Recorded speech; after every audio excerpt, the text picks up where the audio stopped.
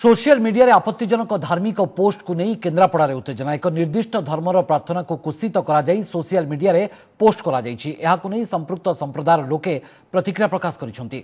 उत्तेजना प्रकाश पाइबा परे केन्द्रापड़ा सहर में अपराह 3टारू 48 घंटा पर्यंत इंटरनेट सेवा बंद कर दिया जायछि। एने मुख्यमंत्री कार्यालय पक्षरु सूचना दिया जायछि। सेपटे केन्द्रापड़ा एसपी लोकंक सहित आलोचना करी एभली पोस्ट करथिबा व्यक्तिंक विरोध में कार्यानुष्ठान ग्रहण कराजिबाकू प्रतिश्रुति दैछंती। उत्तेजना को दृष्टि रखी सहर में 5 प्लाटून पुलिस फोर्स मुतयन करा जायछि। आमर गोटे दाबी से पिला धरा जाऊ जी ताकू शेयर कर से धरा जाऊ जो भाया केस भद्रक जो पिला करथिला ताकू जो केस लगाई ताकू भी सही केस लगा जाऊ। सेटा गोटे भाइराल होता बोली फेसबुक रे आमे गोटे एलिगेशन पाइलु से कंग्रिगेशन लोक भितर गोटे कंग्रिगेशन होता तेणु आम